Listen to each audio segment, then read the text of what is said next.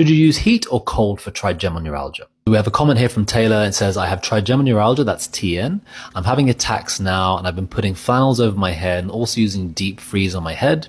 Would deep heat be better, but obviously not around the eyes? To be honest, it kind of depends on you. So both of these things can be good for some temporary relief, but to be very honest, I've never seen anything which suggests that either would have any kind of long-term relief for trigeminal neuralgia. Trigeminal neuralgia, for anyone who doesn't know, is a very specific type of facial pain where it affects the trigeminal nerve, hence the name. And the trigeminal nerve is one of the ones which comes from just above kind of the top part of the neck, between there and the skull, in your cranial nerves. And it's the one that supplies all the information around the face. So it's not just, of course, for pain, but it's also about moving your face, about general sensation. It's about being able to detect things with your face, like if something's hot or cold.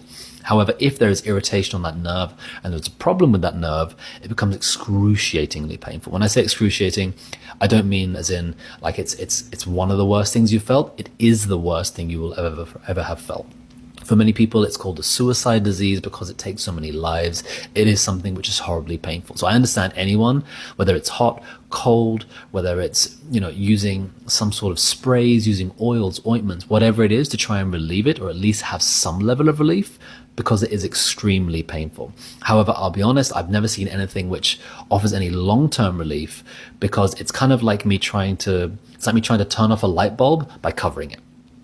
Turning off a light bulb by covering it doesn't really change anything. The light bulb will still be on unless I go to the source, unless I go to the switch.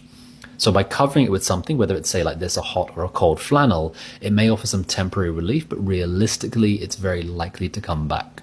So whether you're using hot or cold, like I said, I honestly think it's personal preference, because for some people, trying to have cold on it may be much more painful, and for some people, warm may be more painful. But for some people, one may be better, another may be better, or it may even be that you find both are better. So I would try both in terms of some temporary relief. But to be very honest, if you're looking for long-term change, I would not recommend doing this, or expecting at least that this would produce that kind of long-term change.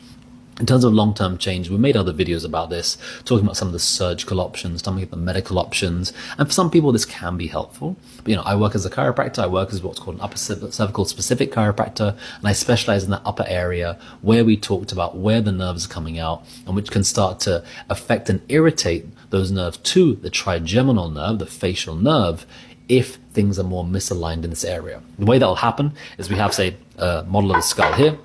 We have the top bones of the neck, we have what's called your C1 and your C2, and there are nerves which are going to be coming out from here, and they're the ones that pass around to your face.